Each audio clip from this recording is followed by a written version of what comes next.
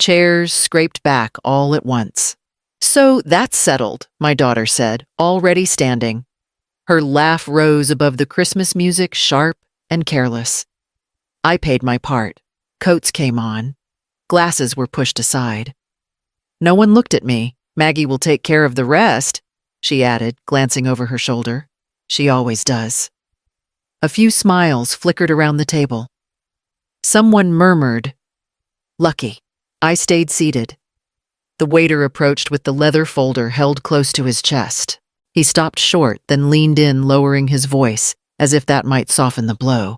"Ma'am, before I place this down," he said quietly, "the total is $12,400. The laughter hadn't finished echoing. "12,000, my daughter repeated, turning back with bright disbelief. "That's more than my rent." Her friends laughed with her. One of them shook her head. Another lifted a glass in mock salute.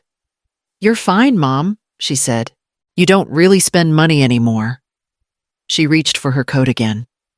"Let's go. I don't want to miss dessert." They followed her without hesitation, heels tapping away from the table. The space beside me emptied fast, leaving plates half-finished and napkins crumpled like discarded excuses. The waiter placed the folder in front of me but didn't release it. His fingers stayed on the edge. "If you'd like," he said carefully, "we can discuss arrangements." "I don't need arrangements." His eyes searched my face. He nodded once and stepped back. Conversations at nearby tables slowed. Silverware paused. The room leaned in without pretending otherwise. Behind me, my daughter's voice floated back, light and amused. "If it's too much, I'm sure they'll work something out. These places always do." Another laugh. Louder. Longer. I set my purse on the table. The folder waited, closed its weight, pressing into the linen. I opened the clasp and reached inside. Not for the card they had all seen me use for years. Not for the one my daughter believed defined me. The waiter's posture changed before anyone else noticed. His breath caught. The room went quiet. The story you are about to hear is a work of fiction created by the Her Shadow Channel team based on real-life situations to convey lessons about family emotions and human values. All characters and events are illustrative. Minutes earlier, before the bill ever touched the table, my daughter had already decided where I belonged. "Over here, Mom," she said, gesturing with 2 fingers toward the far end. "It's quieter." She didn't wait to see if I followed. She was already turning back to her friends, smiling, laughing, folding herself into the center of their circle. I picked up my purse and walked to the chair she'd indicated. One of her friends leaned in as I passed. "That spot's nice," she said, not unkindly. "You'll be more comfortable." Comfortable. The word landed heavier than it should have. I sat. The table stretched long between us. Candles flickered closer to them. Their menus overlapped. Their elbows touched. On my end, there was space. Too much of it. "Is she good over there?" someone asked. "She likes it," my daughter replied without looking up. "Less noise, less fuss." Another friend smiled politely in my direction. "It's sweet you still bring your mom out." "Someone has to," my daughter said, lifting her glass. I didn't want her sitting home alone again. The word "again" slid under my skin. I adjusted my napkin. The chair beside me remained empty. The one across from me was turned slightly away, angled toward laughter I wasn't meant to join. A server approached to take drink orders. When he reached me, my daughter spoke first. "She'll just have water," she said. "Room temperature." I hadn't answered yet. The server glanced at me, hesitated, then nodded and moved on. Conversation picked up again, flowing around me like I wasn't part of the current. Plans were discussed.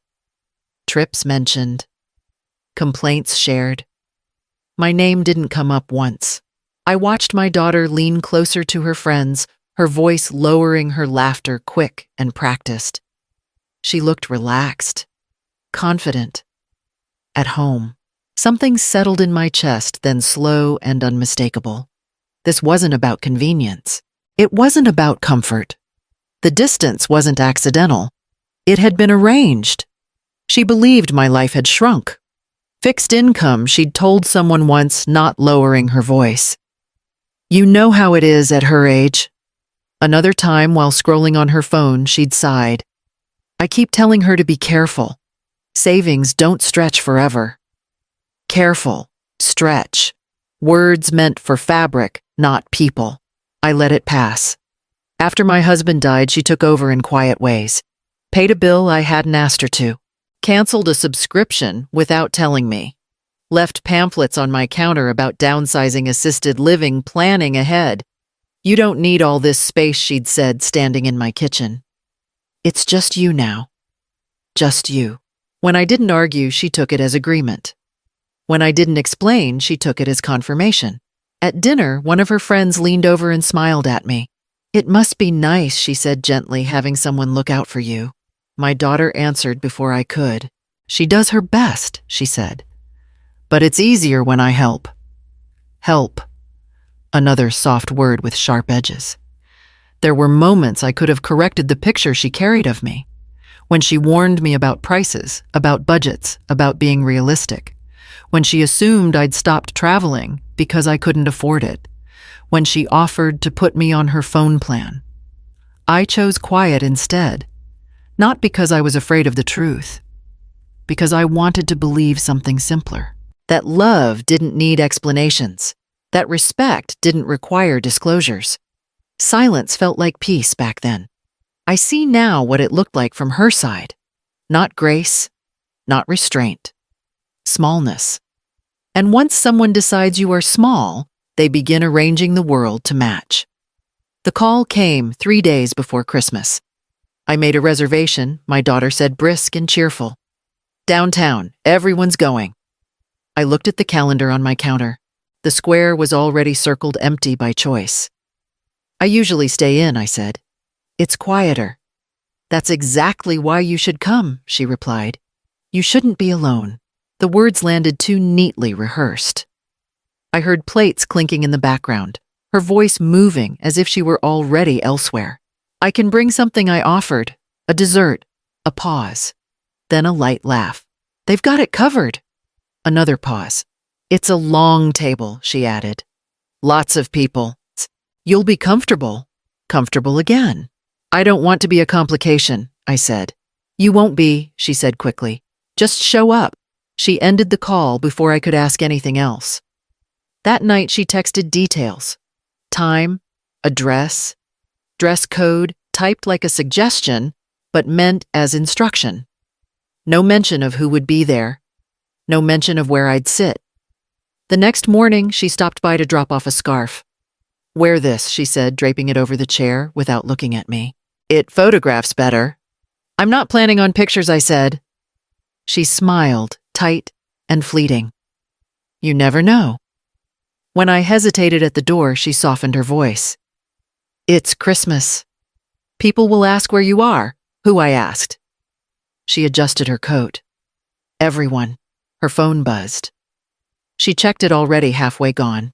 Don't overthink it, she said. Just come. It'll be nice. Nice felt like a promise made for someone else. After she left, I stood in the quiet kitchen and folded the scarf, then unfolded it again. The invitation had arrived wrapped in concern, pressed flat with good intentions. Underneath it, something else waited. I decided to go. The leather folder waited in front of me, closed, deliberate. My daughter's laughter drifted farther down the room, already turning into something else, already moving on. I opened my purse. My hand brushed past the card she recognized. The one she'd seen for years. The one she believed told the whole story. I left it where it was. The waiter didn't step away. He watched, careful, professional, curious, in a way that felt practiced. I felt the weight of the other card before I saw it. Flat. Cool. Familiar in a way that had nothing to do with habit. I hadn't used it since the year after my husband died. Back then, my daughter had watched me sign a check at the kitchen counter and frowned. You don't need to live like that, she'd said. You should slow down. Be realistic. I let her believe slowing down meant scaling back. I let her believe realism meant limits.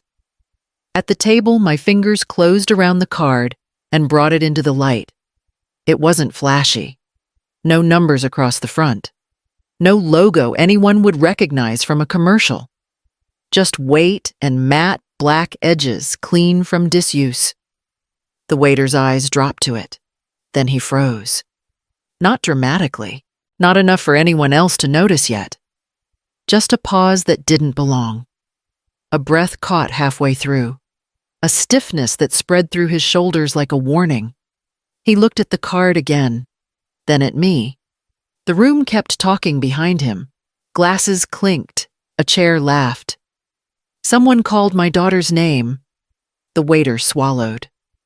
"I'll take this," he said quietly. His voice had changed. He took the card with both hands, careful now, respectful in a way that hadn't been there before. He didn't announce anything. Didn't explain. He didn't need to. He turned and walked toward the manager's station without looking back. I closed my purse and rested my hands on the table. The folder stayed where it was. Across the room, my daughter laughed again, unaware that something had shifted, unseen, irreversible, already moving ahead of her. He stopped walking halfway to the station. Not abruptly.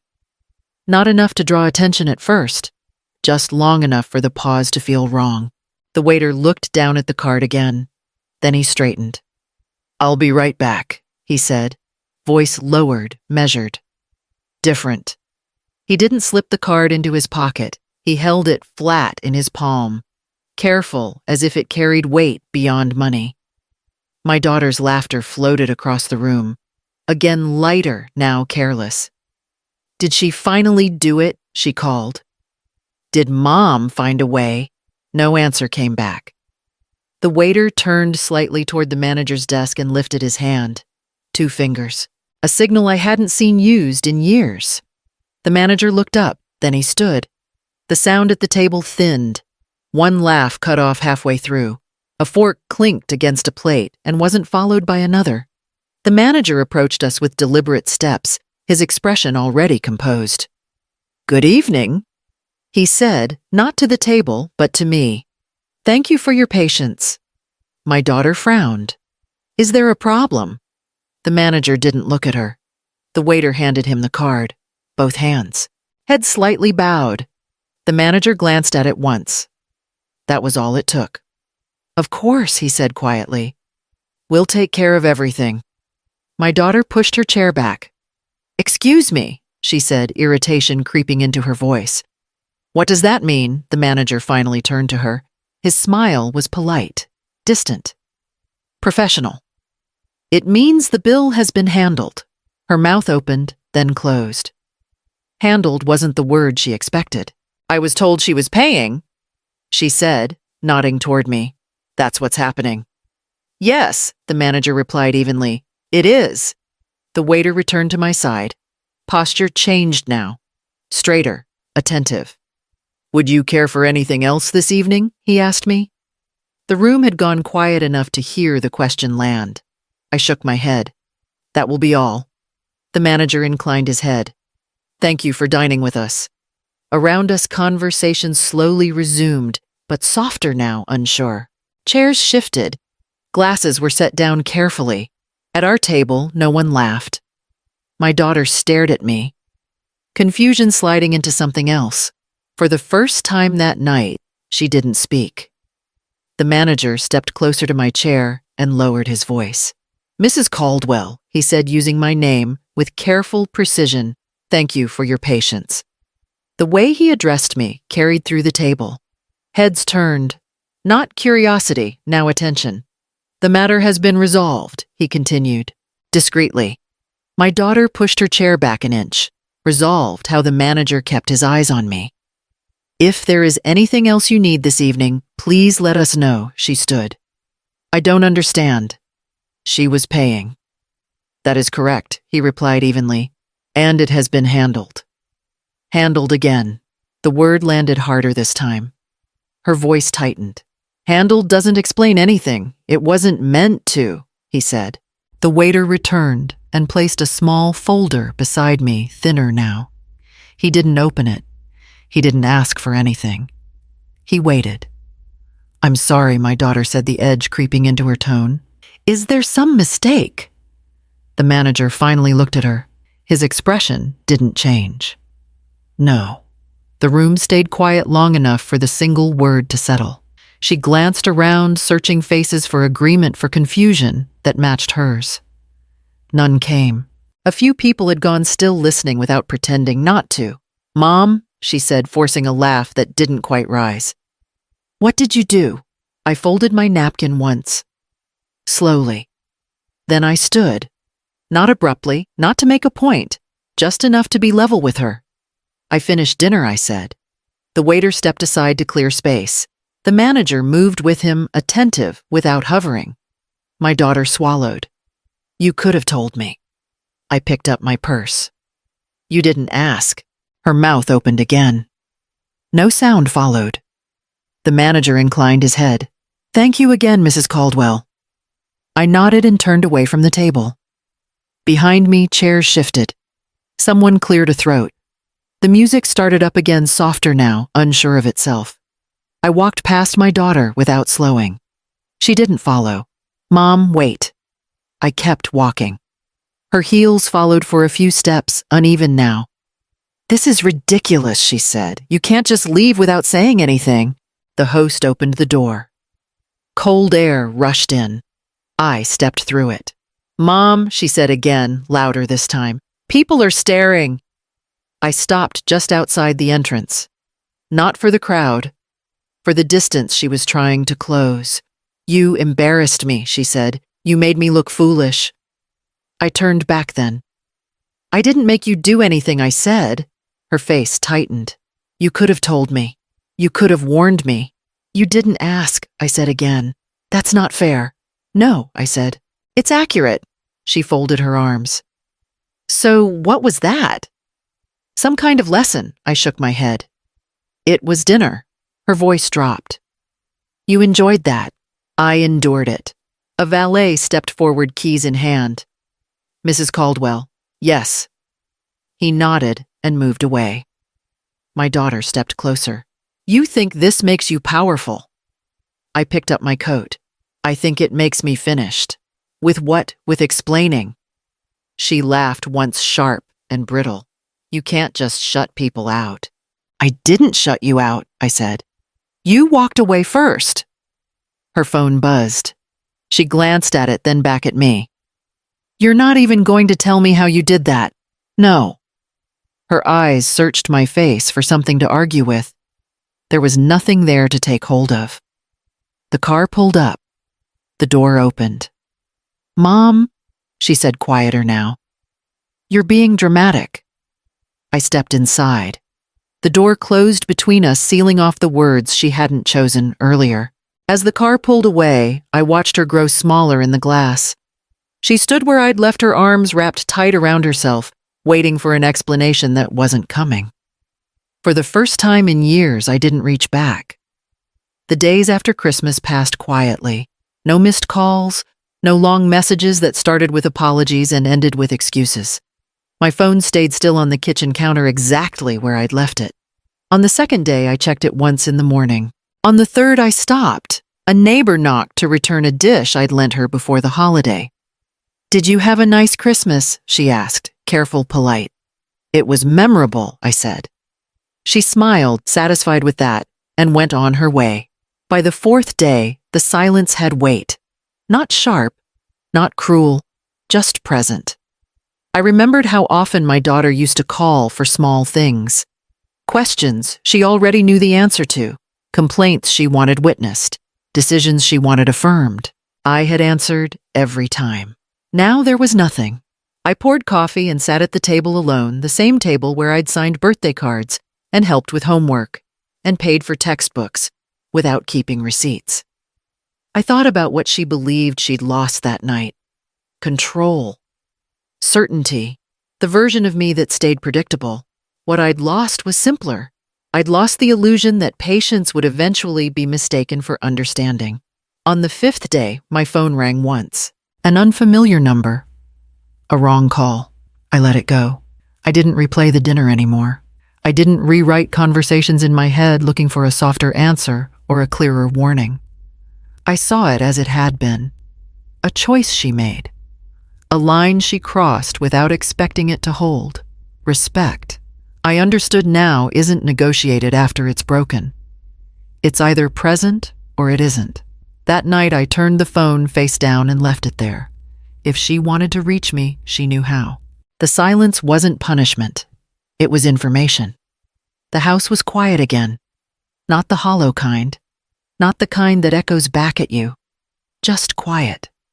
I set my coat on the chair and loosened the scarf my daughter had insisted I wear. It slipped free easily, like it had never belonged to me in the first place. A friend called the next morning. "I heard you left early," she said, cautious. "Everything all right?" "Yes," I said. "Everything is exactly as it should be." She paused, waiting for more. I didn't give it to her. Later that day, my lawyer returned a call I hadn't rushed. We spoke briefly, clearly, no raised voices, no urgency, just confirmation and closure. "You're certain?" he asked. "I am." That night, I made dinner for one. I ate slowly. I didn't rush through it the way I used to when someone else was impatient. I didn't explain my choices to an empty room. I thought about my daughter, about the woman she believed she'd outgrown, about the mother she assumed would always adjust, always soften, always step aside to keep the peace.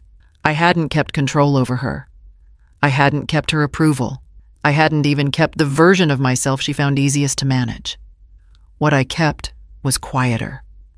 I kept my name, spoken correctly, without apology. I kept my boundaries, untouched finally. I kept the knowledge that age had not reduced me. It had refined me. When the phone rang that evening, I let it go to voicemail. I didn't rush to fill the silence anymore. I let it exist. I let it tell me what it needed to tell me. Later, I erased old messages I no longer needed to reread. Old reminders of who I used to be for other people. I stood at the window for a moment, not looking out, just standing where I was. Grounded, unmoved. I hadn't walked away from Christmas empty-handed. I walked away with myself intact. Dignity, I understood now, isn't something you ask permission to keep.